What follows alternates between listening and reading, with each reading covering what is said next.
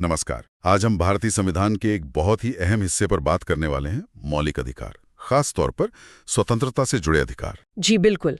अनुच्छेद 19 से 22 ये वो अधिकार हैं जो हमारी आज़ादी की बुनियाद है। और हम जे.एन. पांडे की किताब और कुछ और स्टडी मटेरियल के आधार पर इस पर गहराई से चर्चा करेंगे। हाँ, और ये भी देखेंगे कि ये आज़ादियाँ कहाँ तक हैं, मतलब क्या इन पर कोई सीमाएं भी हैं, क्योंकि अक्सर व्यक्तिगत स्वतंत्रता और समाज की व्यवस्था के बीच एक संतुलन की बात होती है। बिल्कुल सही। यही समझना हमारा मकसद है कि संविधान ये संतुलन कैसे बनाता है, कैसे वो नागरिकों को स्वतंत्रता देता है और फिर कैसे उचित प्रतिबंध भी लगाता है। तो चलिए शुरू करते हैं अनुच्छेद 19 से। इसे तो अक्सर मौलिक अधिकारों की जान कहा जाता है ना। इसमें कई तरह की स्वतंत्रताएं हैं, है ना? हाँ, अनुच्छेद 19(1) में 6 मुख्य स्वतंत्रताएं दी गई हैं। पहली है वाक और अभिव्यक्ति की स्वतंत्रता। इसमें अहम प्रेस की स्वतंत्रता भी शामिल मानी जाती है। अच्छा, और दूसरी? शांतिपूर्वक और बिना हथियारों के इकट्ठा होने की स्वतंत्रता। फिर संघ या यूनियन बनाने की स्वतंत्रता, मतलब एसोसिएशंस या यूनियंस। और फिर भारत में कहीं भी आने जाने की आज़ादी। हाँ बिल्कुल, पूरे भारत में स्वतंत्र रूप से घूमने की। और फिर भारत के किसी भी हिस्से में रहने और बसने की स्वतंत्रता। और आखिर में कोई भी पेशा अपनाने या कोई भी व्यापार, व्यवसाय या धंधा करने की स्वतंत्रता। ये तो काफी व्यापक हैं। जी, हैं तो व्यापक, लेकिन जैसा आपने शुरू में कहा, ये असीमित नहीं है। यहीं पर उचित प्रतिबंधों का कॉन्सेप्ट आता है। हाँ, ये रीजनेबल रिस्ट्रिक्शंस, ये क्या है? मतलब कौन लगा सकता है और क्यों? देखिए, संविधान खुद ही राज्य को ये शक्ति देता है। अनुच्छेद 19 के क्लॉज 2 से 6 में बताया गया है कि किन आधारों पर प्रतिबंध लगाए जा सकते हैं, जैसे देश की संप्रभुता और अखंडता, राज्य की सुरक्षा, विदेशी राज्यों से मैत्रीपूर्ण संबंध, सार्वजनिक व्यवस्था, शिष्टाचार या सदाचार, या अदालत की अवमानना, मानहानि या किसी अपराध के लिए उकसाना। सही।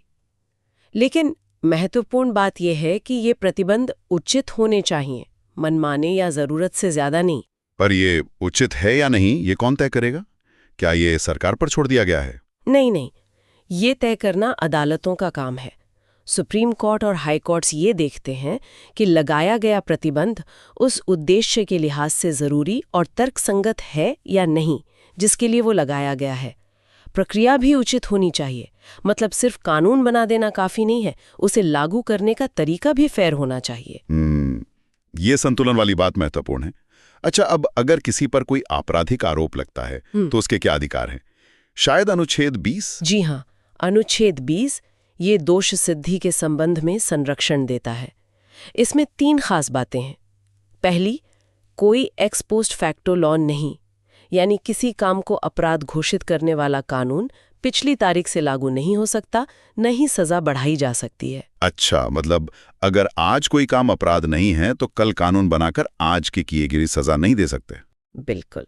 दूसरी बात है दोहरे खतरे से सुरक्षा, डबल जेपडी। एक ही अपराध के लिए किसी को एक से ज्यादा बार अभियुक्त बनाकर दंडित नहीं किया जा सकता। ठीक है। और तीसरी, जो शायद सबसे ज्यादा सुनी जाती है, वो है आत्म अपराध के खिलाफ निषेध, यानी किसी भी अपराध के आरोपी व्यक्ति को अपने ही खिलाफ गवाह बनने के लिए मजबूर नहीं किया जाएगा। राइट, मतलब नो सेल्फ इनक्रिमिनेशन। ये तीनों ही निष्पक्ष ट्रायल के लिए बहुत जरूरी लगते हैं। हाँ, ये न्याय के बुनियादी सिद्धांत हैं।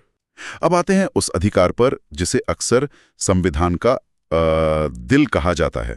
अनुच्छेद 21, जीवन और व्यक्तिगत स्वतंत्रता का संरक्षण। ये कहता है कि किसी भी व्यक्ति को उसके जीवन या व्यक्तिगत स्वतंत्रता से विधि द्वारा स्थापित प्रक्रिया के अनुसार ही वंचित किया जाएगा।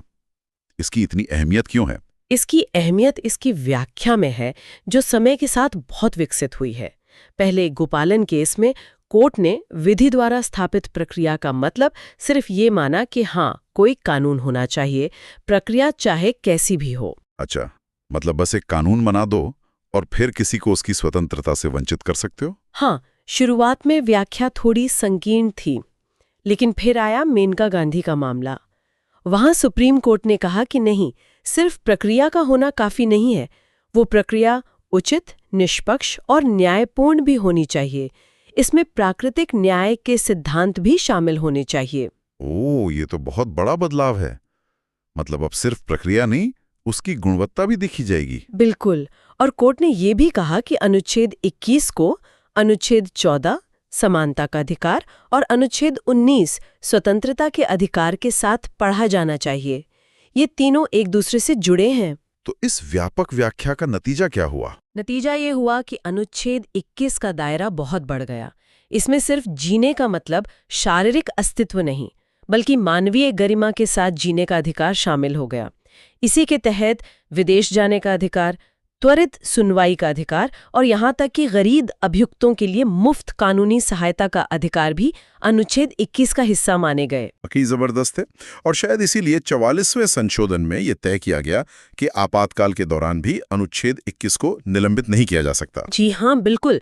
अनुच्छेद 20 और 21 ये दो ऐसे मौलिक अधिकार हैं जिन्हें इमरजेंसी में भी सस्पेंड नहीं किया जा सकता।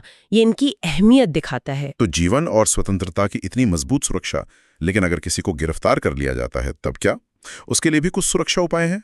अनुच्छेद 22? हाँ, अनुच्छेद 22 गिरफ्तारी और हिरासत के खिलाफ कुछ सुरक्षा उपाय देता है। ये दो तरह की गिरफ्तारियों की बात करता है। एक तो सामान्य आपराधिक कानून के तहत गिरफ्तारी। उसमें क्या अधिकार है? उसमें गिरफ्तार व्यक्ति को कुछ अधिकार हैं, जैसे उसे गिरफ्तारी का कारण जानने का अधिकार है, अपनी पसंद के वकील से सलाह लेने और बचाव कराने का अधिकार है, और उसे गिरफ्तारी के 24 घंटे के अंदर यात्रा का समय छोड़कर नजदीकी मजिस्ट्रेट के सामने पेश करना जरूरी है। ठीक है। और दूसरी तरह की गिरफ्तारी? वो है निवारक निरोध यानी प्रिवेंटिव डिटेंशन। ये थोड़ी अलग है। इसका मकसद किसी को किए गए अपराध के लिए सजा देना नहीं, बल्कि भविष्य में अपराध करने से रोकना है। हाँ, ये अक्सर खबरों में रहता है और काफी विवादास्पद भी है। क्या इसमें भी कोई सुरक्षा उपाय हैं? हाँ, क्योंकि ये बिना ट्रायल के किसी की आज़ादी छीनने जैसा है, इसलिए इसमें कुछ सेफ गार्ड्स हैं। जैसे आमतौर पर व्यक्ति को हिरासत में लेने का आधार बताना होता है, जब तक कि जनहित में ऐसा करना ठीक ना समझा जाए। उसे हिरासत के आदेश के खिलाफ अभ्यावेदन रिप्रेजेंटेशन देने का अवसर मिलना चाहिए। और सलाहकार बोर्ड वाली बात? जी, एलिजे था कि अगर किसी को 3 महीने से ज्यादा हिरासत में रखना है तो एक सलाहकार बोर्ड की राय लेनी होगी। 44वें संशोधन ने इसे और सख्त किया।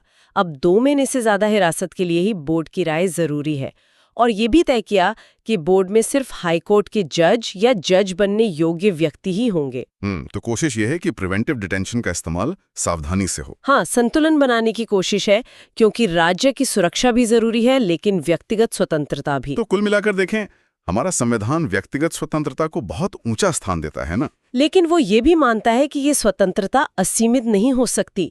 इसे समाज के दूसरे हितों के साथ संतुलित करना पड़ता है। बिल्कुल सही कहा आपने। उचित प्रतिबंध और विधि द्वारा स्थापित प्रक्रिया जैसी जो अवधारणाएं हैं, वो इसी संतुलन को बनाने के उपकरण हैं, और ये अदालतों को ये जांचने का अधिकार देते हैं कि कहीं राज्य अपनी शक्तियों का दुरुपयोग तो नहीं कर रहा। ये सब समझने के बाद एक विचार मन में आ रहा है।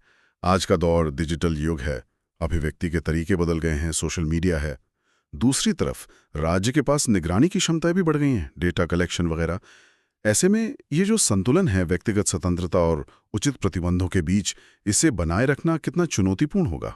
ये वाकई आज के समय का सबसे बड़ा सवाल है। तकनीक नई चुनौतियां पेश कर रही हैं।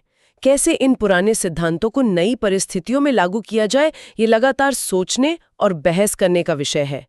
ये संतुलन साधना एक निरंतर चलने वाली प्रक्रिया है, जिस पर हमें लगातार नजर रखनी होगी।